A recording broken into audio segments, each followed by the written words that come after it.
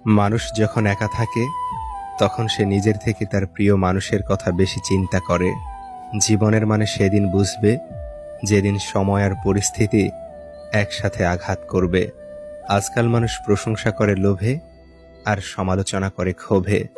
সে ভালোবাসা ভালোবাসাই নয়, যা বিকল্পজন পেলেই বদলে যায়।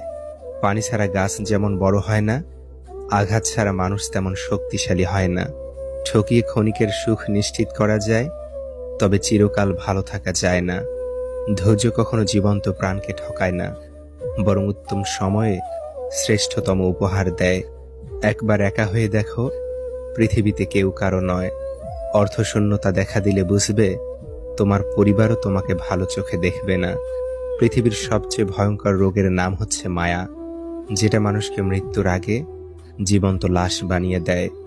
মানুষ চিনতে ভুল করার মধ্যে লজ্জার কিছু নেই, কারণ অমানুষগুলো দেখতে অবিকল মানুষের মতোই। যাকে চোখ বন্ধ করে বিশ্বাস করবেন, যার প্রতি প্রচুর আশা রাখবেন, সে মানুষটা এমনভাবে ঠকাবে জীবনে ভুলতে পারবেন না। ছেড়ে যাওয়ার ইচ্ছে নিয়ে কারো জীবনে এসো না, কারণ মানুষ না পাওয়ার যন্ত্রণা সহ্য করতে পারে, কিন্তু পেয়ে হারানোর বেদনা সহ্য করতে পারে না। বিশ্বাস তাকেই করো যে তোমাকে কষ্ট দিয়ে নিজেকে অপরাধী মনে করে। ভালো তাকেই বাসো যার ভিতর সারাক্ষণ তোমাকে হারানোর ভয় থাকে। টাকা ছাড়া বন্ধু হয় না, চেহারা ছাড়া প্রেম হয় না, স্বার্থ ছাড়া কেউ খোঁজ খবর নেয় না। এটাই হলো বাস্তবতা।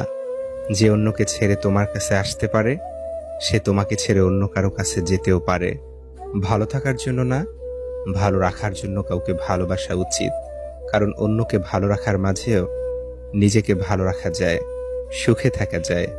সবাই তোমাকে কষ্ট দেবে, তোমাকে শুধু এমন একজনকে খুঁজে নিতে হবে যার দেয়া কষ্ট তুমি সহ্য করতে পারবে।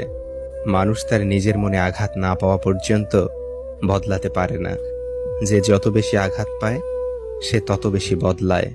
যদি দূরত্বটা হয় আকাশ পরিমাণ, তবুও তোমার এক হাসিতে ভেঙে যাবে আমার শত অভিমান। বই হচ্ছে শ্রেষ্ঠ আত্মীয়, যার সঙ্গে কোনোদিন ঝগড়া হয় না, কোনোদিন মনোমালিন্য হয় না। সম্পত্তি দেখে সম্পর্ক আর সৌন্দর্য দেখে ভালোবাসা কখনো স্থায়ী হয় না। কিছু মানুষের অভিনয় বুঝতে না পারার জন্য জীবনে অনেক বড় মাসুল দিতে হয়।